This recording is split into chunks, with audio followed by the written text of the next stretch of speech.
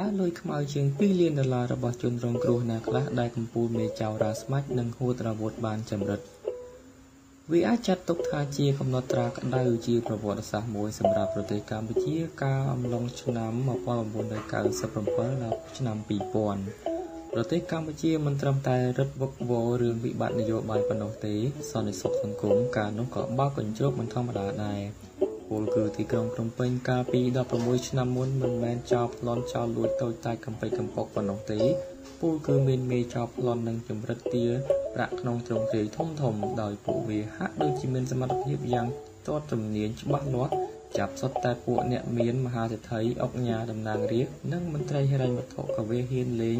គ្មានញញើដែរគឺប្រៀបដូចជាខ្សែភាពយន្តអញ្ចឹងដែរមិនមែនមានតែពាក្យចាមារានោះទេកំពូលមេចោលចាប់ចម្រិតទាប្រាក់ក៏ក្រៅក្រុងភ្នំពេញកាលនោះត្រូវបានគេស្រង់ចេញពីបញ្ជីខ្មៅរបស់ប៉ូលីសដែលត្រូវបានផ្សព្វផ្សាយជាកាសែតយ៉ាងព្រោងព្រាតពួកមេចោលទាំងពីររ៉ាស្មាច់និងពួករ៉ាវុធម្នាក់ចាប់ចម្រិតពួកអ្នកមាននិងសេដ្ឋីស្រុកខ្មែរគឺសរុប18លើកប៉ុន្តែទឹកប្រាក់ដែលពួកមេចៅរ៉ាស្មាច់ចាប់សេដ្ឋីចម្រិតប្រាក់បានច្រើនជាងហួចរ៉ាវុធគឺរួម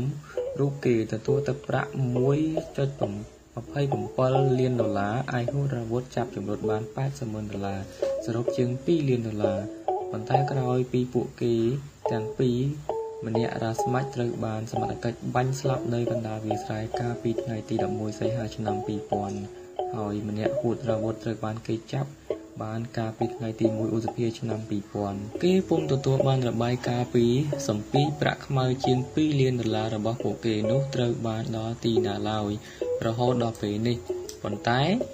កាលនោះរឿងដែលធ្វើឲ្យភ្ញាក់ផ្អើលនិងគួរអស់សំណោចនោះគណៈដែលគេបាញ់សម្លាប់មេចៅរ៉ាស្មាច់ក្នុងសមរភូមិពីរក្រុមគឺក្រុមប៉ូលីសមួយក្រុមនិងក្រុម PM មួយក្រុមបានចាប់ទាញដណ្ដើមខ្មោចរ៉ាស្មាច់ពីក្រុមម្ខាងដើម្បីដណ្ដើមយកគុណសម្បត្តិរៀងខ្លួនប៉ុន្តែកាលនោះ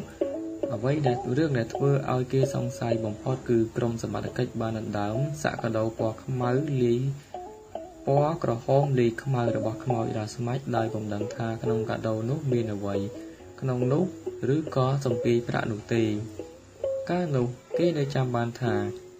មុនពេលតាមប្រមាញ់រ៉ាស្មាច់ប្រមាណថ្ងៃរ៉ាស្មាច់ត្រូវបានគេនិយាយថាវាបានដឹងខ្លួនមុនថាសមត្ថកិច្ចតាមវាហើយក៏ទំនងជាថ្ងៃអន្សាររបស់វាដែរព្រោះនៅក្នុងមួយថ្ងៃមួយយប់រូបគេបដូរចល័តពីកន្លែងរស់នៅនិងដេករហូតដោយឡែកនៅក្នុងថ្ងៃគេតាមកំទេចរូបវានេះគឺមានត្រៀមលក្ខណៈរួចជាស្រេចមានទាំងអាវុធជាប់នឹងខ្លួនប៉ាសពតនិងសាកាដូមិនដឹងមានអ្វីនៅក្នុងនោះឬគោលដៅទៅក្រៅប្រទេសដោយថ្ងៃនោះគេរត់គេចខ្លួនដោយជិះម៉ូតូធំស្ពាយសាកាដូពីក្រោយខ្នងមិនដឹងថាក្នុងសាកាដូមានប្រាក់ខ្មៅដែលគេប្លន់បាននោះដែរឬយ៉ាងណាប៉ុន្តែគេនៅចាំបានថាទោះបីកំទេចរ៉ាស្មាច់ហើយចាប់ហួតរ៉ាវុធកាលនោះកាសែតចុះផ្សាយពុំមានរបាយការណ៍ថាសមត្ថកិច្ចរឹបអូសប្រាក់នោះមកវិញបានឬអត់ដើម្បីសងជនរងគ្រោះនោះពុំមានឬគេនិយាយឡើយដូច្នេះសម្ពាយប្រាក់ជាង$2 លាន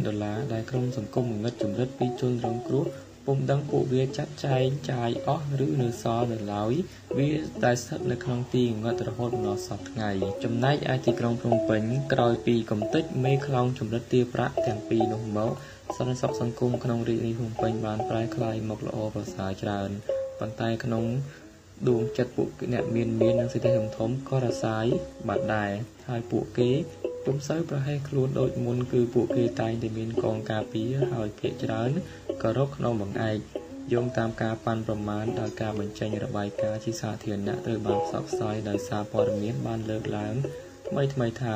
អុកញ៉ាក្នុងប្រទេសកម្ពុជាបានកើនឡើងយ៉ាងខ្លាំងគឺមានរហូតដល់ប្រមាណជាង700នាក់ទូទាំងប្រទេសហើយរស់នៅប្រកបដោយសុខសន្តិសុខនិងសុវត្ថិភាពល្អ